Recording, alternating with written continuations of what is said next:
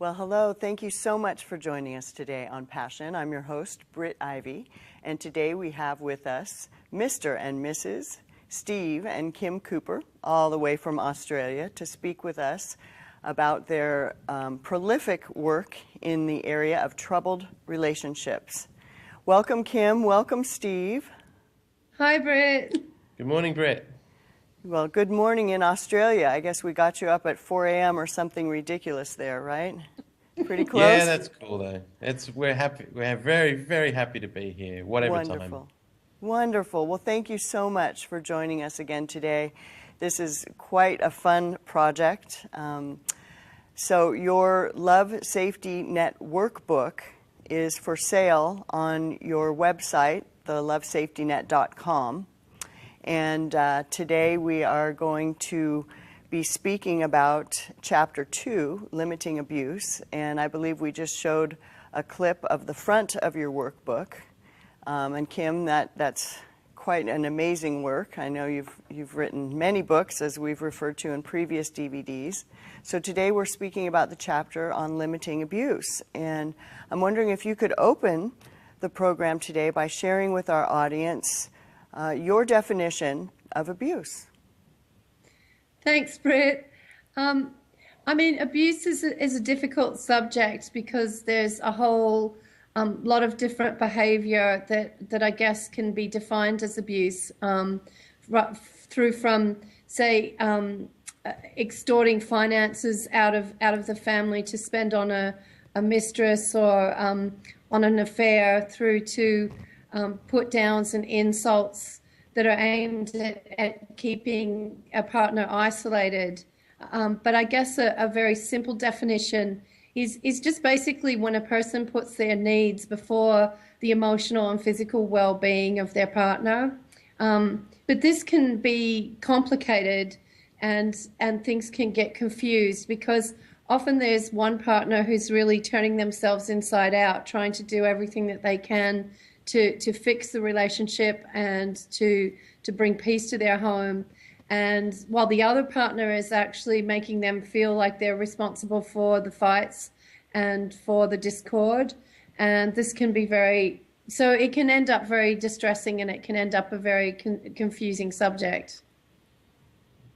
Well, I see that is something that could get quite confusing. And from what I understand in these types of relationships, confusion is often a tool that's used to exacerbate fighting situations, etc. And oftentimes there's one partner who may be turning themselves inside out, trying to end the discord, and the partner may be actually blaming them for the fights, which just keeps the unhealthy cycle going that nobody wants in the first place. You know, nobody gets married wanting to get divorced. Nobody gets married wanting to fight or be in relationship with their children or bosses or anyone else to have that much discord going on. So appreciate your definition. We are going to be cutting to a clip that will speak a little bit about 3 questions as you refer to them on your website. Did you want to speak a little bit about the clip that we'll be showing the audience, Steve? Yeah, well, the clip talks about the 3 questions, which we will talk about later, but the clip's an introduction to our Narcissism Cured site, which deals more specifically with helping individuals who are in relationships that have become abusive. So that's characterized by one person realizes there's a problem and they want to do something about it. Perhaps there's still a lot of abuse going on though. But then with our Love Safety Net site that you mentioned at the opening there, Britt, that focuses on partners learning general relationship skills that will help improve their home life. So it's a more general, it's a more cooperative site where people can work together. Wonderful. Well, I know you had a site in the past too called stopthefights.com, which was really a fun site. So I think you're moving away from that now more towards the lovesafetynet.com. And that's also where your books, Kim, you've written at least 8 books. Your books are sold online as well as the new DVD series that we're putting out and others that will be coming along that I'm very excited about. You have an an anti-bullying CD series coming out, which will be very exciting. And Steve, in show 2 today, I understand you also have a series coming up, and we will keep them in suspense about that one. So in the meantime, very excited about that. Yeah. yes. Stop the Fights is still there, though. StopTheFights.com is still a happening thing. Okay, all right.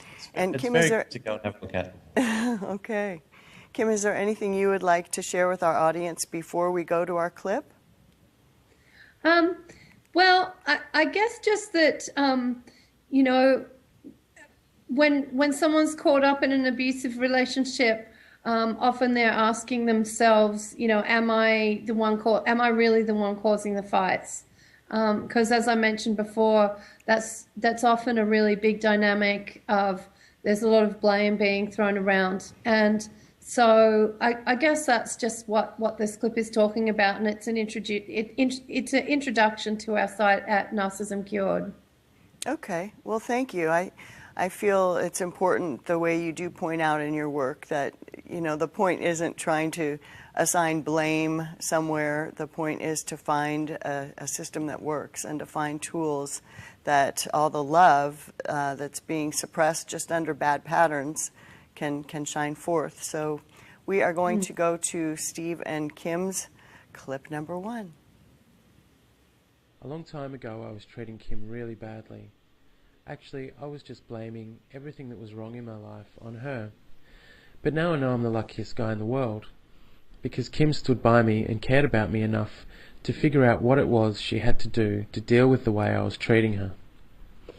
If you're in a troubled relationship and there's a lot of blame being thrown around, I know that it can be very difficult to get to the bottom of where the trouble is coming from. I know back when Steve and I were fighting, he would blame me for everything that was going wrong, and really, I would believe that sometimes. That was extremely painful for me, because in my heart I knew that I was doing everything I could to really help our relationship be a better one. And so I couldn't figure out why, when that was what was in my heart, things could just be going as badly as they were.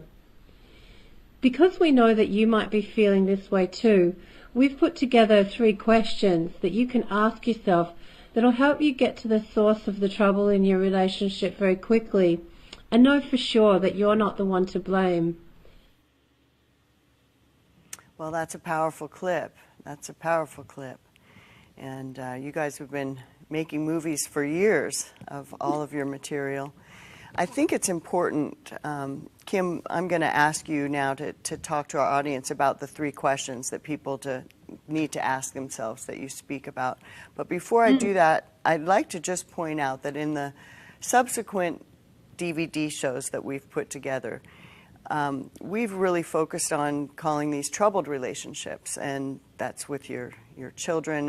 It's not necessarily always with a spouse. So we use the word abuse in this particular chapter because that's the name of the chapter, and there are 4 chapters. We focused on attachment previously, and today we're focusing on the limiting abuse chapter, and then we go into emotional intelligence and then filling in gap work, which is really tools and techniques that can be used to bring about healing in these types of relationships. So I just find it important to mention that we have referred to these as troubled relationships throughout the series thus far. So this is not quite as soft because there is a hard part that you get to in your work where you had to find this out yourself and develop the system yourself because your marriage was so important to you that you figured out these tools for yourself. And there comes to be a point where you do have to ask some hard questions and take some hard action. So that's what now I'm going to hand it over to you and let you speak to that to our audience. Thank you, Kim. Thanks, Britt. Thanks, Britt. Yeah, it really is about facing reality because often we go into a relationship and into a marriage with, you know, a lot of fantasy ideas about what we're hoping for and what we're looking for, and sometimes we have expectations on our partner that may not be realistic. We're seeing them as we want them to be rather than as they really are. And so it is important that, when things get difficult and things get tough, we're able to take a reality check and really be honest with ourselves about where we're at. Now, these questions are not so much about, who's to blame, because there's two sides in the dance that is an abusive or a destructive relationship. And we go into that more in Back from the Looking Glass and in our work on Narcissism Cured. There tends to be a narcissistic partner and a codependent partner. And, both of these patterns are unhealthy, and really both of them can be abusive. But often there's a physical reality to the abuse. There's resources that are being misappropriated. It's about time or money or love, and that isn't actually being shared fairly. And so this is really about actually finding out, if someone's actually taking more than their fair share out of the relationship and maybe using the fights as a cover for that. And this often happens. So the questions are basically, to ask yourself is, do you lie or hide things from your partner, such as affairs or pornography or crushes or hidden lines of credit, perhaps, or maybe plans for the future that don't include your partner, to avoid hurting them or to avoid making them angry. The next question is, do you make excuses for your behavior by comparing yourself to people who behave worse?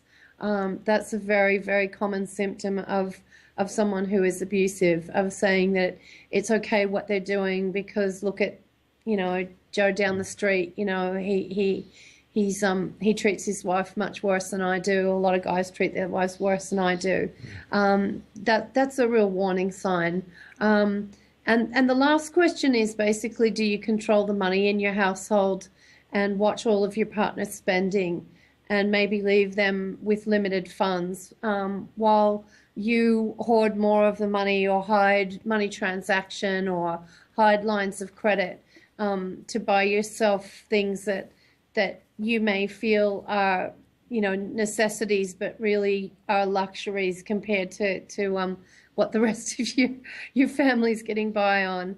Or it may be you're making investments in your own name and not together, or, and beneath that, there's often the idea that you deserve more, or that in some way, you've got a right to do that because for some reason you deserve more than an equal share.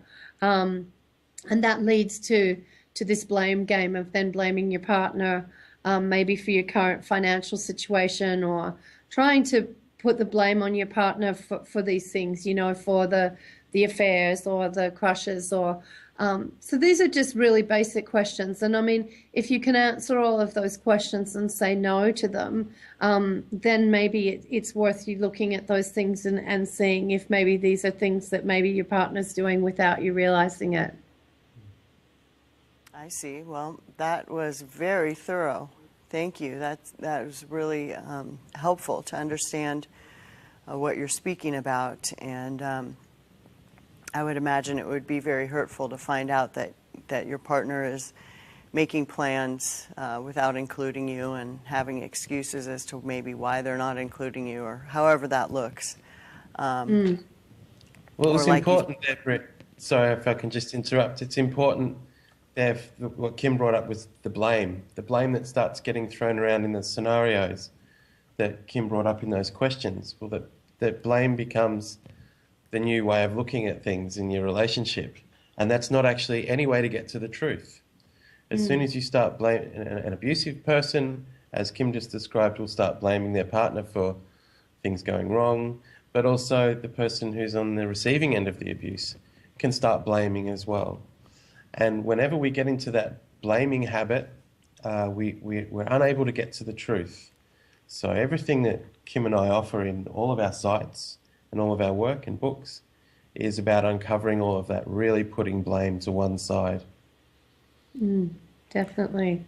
That's brilliant. That is absolutely brilliant, and I agree. And I've seen in your work the phrase "end the blame game," because once the blame game stops, you can actually get to solutions. And there's no solution for anything when you're just concerned about blaming. And really, that's just, I mean, we finished up with that in grade school. So to have it show up later in life, and it's just, it's sad. It can become a sad dance with the love that's underneath being masked. And I think you also point out this really is learned behavior. A lot of it's learned behavior in childhood. And you see people that want to connect, but the only way that they've ever learned to connect, verbally or even being in the same room and trying to connect emotionally is to fight or blame or these kind of things. So your work really helps people navigate through that and past that. And I'm just so excited about some of the tools you have coming up that we're going to see in the future. One of those being the leadership series, Steve, that you have going. I'm just so excited. In show 2, we're going to show a clip from that. And Kim, you discovered through your Nancy Drew sleuth work, as I refer to it often. I'm just impressed with that, and I loved Nancy Drew as a kid. She was my hero. Read about 83 Nancy Drew books, each 6 or 7 times. I'm sure our audience is just dying to know that, right? But there's something special about that you had to go and figure this out yourself. So you discerned tools to get people to the other side, and you found out that a lack of leadership skills was really at the bottom of a lot of the pain. And lack of negotiating skills, and corporate leaders have actually sought you out to have you help in saving their company. In one instance in California that I'm thinking of, because really it can look like a really mean person, but really they could be drowning in the fact that they just were never taught how to negotiate. Even something as simple as who's going to drive to the movie, and all of a sudden you're fighting about something ridiculous like that. When life has so much fullness to offer, and we are so grateful. We have our health and our minds, and people like you that want to give back to the world with their work. So there's not time to fight over who's going to drive or things like that anymore. So I'm so grateful we're getting to this. That's right. So I'm bogarting the airtime here now. So you go right ahead, Kim, with the next point. No, I was just going to add that I think that's really important. You mentioned that, Britt, that it is learned behavior. And I think too often people are ready to label people and say, he's a narcissist or someone's a codependent, and that this is something that can't change. And, we've really, right from the beginning, we've disputed that. And one of the clearest signs I see of this is that people will often be narcissistic in their first marriage and then turn around and be codependent when that marriage doesn't work out. And then in their second marriage, they'll be codependent. And this is because they're the only roles that they've seen modeled to them when they were growing up as kids. They've had a narcissistic and a codependent parents as role models, and so they'll swap between the two. And these ideas of just learning better leadership or better negotiation skills is just finding your way to a healthy pattern of behavior that's actually functional. Well put. Well put. Now, Steve, you were going to speak to us about building a safety net, the Love Safety Net. The title of much of your innovative work here has to do with building a safety net. Now, you say that in itself, that won't necessarily stop the cycle, but it's very important. Like, for example, Kim had to build a safety net in her town there in Australia when she was learning this. Do you want to speak a little bit about that and the decision that the more troublesome partner needs to make? Sure. Well, of course, a lot of the audience knows that a lot of the backstory that Kim and I had a really bad relationship for a long time, and back in the old days when I was the abusive spouse, I was often trying to isolate Kim and because that made it easier to exploit Kim. And we found that in the work that we've been doing in the last 8 years, that that's the common denominator, that the abusive spouse really isolates his or her partner. And of course, because at the heart of all of that abuse is exploitation. So the abusive partner wants all of the resources, wants all of the money, wants all of the time, wants all of the affection from the community, and they're not very good at sharing. And that was my story, and I've been humbled several times over to have to explain that, but it's helped a lot of people. But it's really important that if you are being abused, that you reach out and start building a safety net in your community. That on itself is not going to fix everything. It's just one of the very important steps that you need to take. For that to happen, the abusive partner really needs to make a decision. They only reach that decision when they see that they're not going to get away with all of the old behaviour that we were just talking about, and that there's going to be witnesses to the bad behaviour in the future, because that safety net's been built. So we refer to it as a safety net. We refer to it as a support network.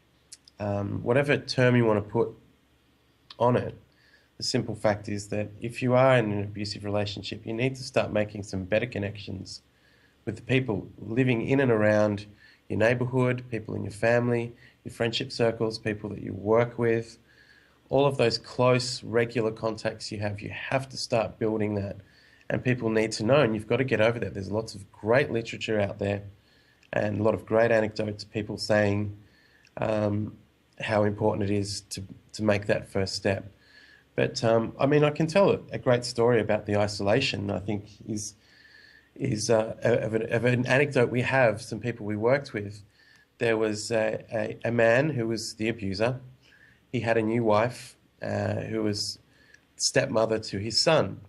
So what tended to happen was, as I just discussed, there was this drifting, there was this isolation between the stepmother and the son. They weren't friends. They weren't allowed to become friends. There was no actual plan put in place where there could be a family that could come together. The abusive father was actually telling his wife that he was spending money and time on his son. Who was a young adult. Who was a young adult at the time. Not living with them. Yeah, not living with them. So, yeah, to paint the picture there, this son was a grown-up and a young adult. But he was young and a little bit vulnerable. But the father was really using the son as an alibi for all of the money and time he was spending on his mistresses. So there was this terrible situation where the stepmother was jealous of the son. The son was jealous of the stepmother because, the son thought that his father didn't care about him anymore. He only cared about his new wife. When in fact the father was just off with his mistress most of the time and spending the money. Now, there was no specific abuse from this family they talked about. No one was swearing, no one was cursing, there was no abuse as we tend to think of abuse, but there was an abusive system put in place. The system of abuse was based on a web of deceit, and it was used in order for the father, the abusive person in this situation, to hog the resources. And it hurt everybody in the end. I mean, everybody lost in the end. Unfortunately, in that story, obviously the truth came out, and a lot of hurt was experienced by everybody.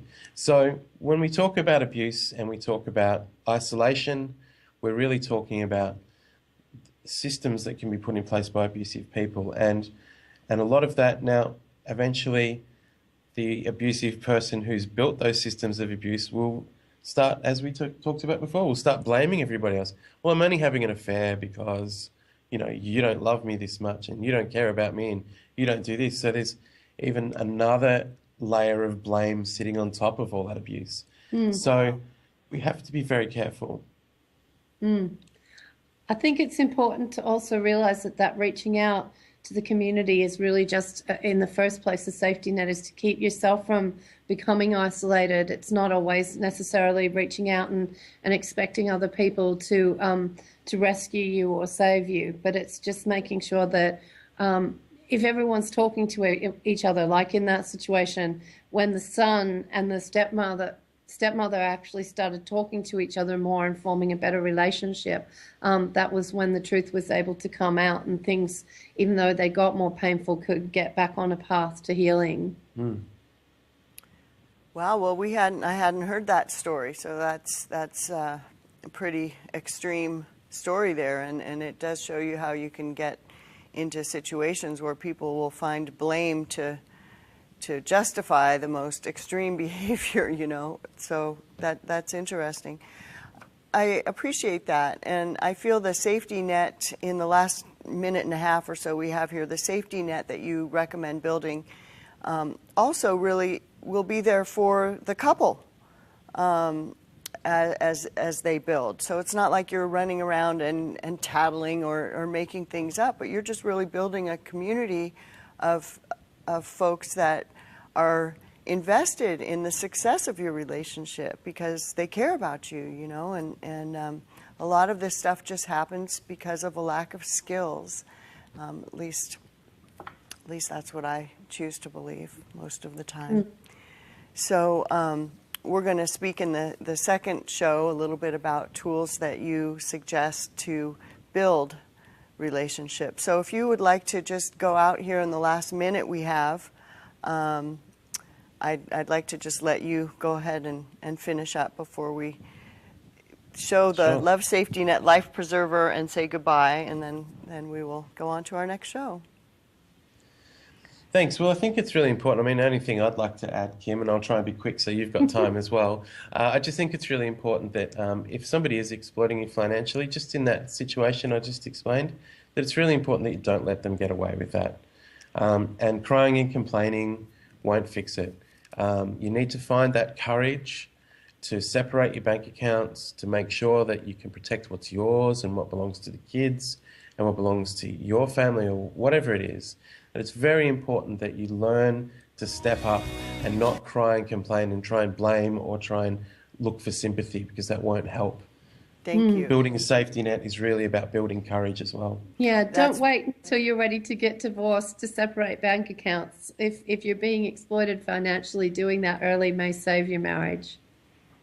Well, that's an important point. Most people wait until it's over to do steps like that, and you say that those kind of steps can actually save a marriage that's in trouble. Definitely. Okay. Well, finding the courage to end emotional drama is a topic that we kind of slide in and out of in this series. And, you know, life's too short for too much drama sometimes, of course, unless you're in theater. So anyway, That's thank right. you both so much. You're so brave, and I really appreciate how open you are about the journey that you've been on, and that really takes guts to come and speak about where you've been, where you are now, and how strong you are and able to help other people. So thank you so much for speaking to us about the Love Safety Net. Kim, Steve, God bless you. Thank Thank you. you, Britt. Thanks, Britt.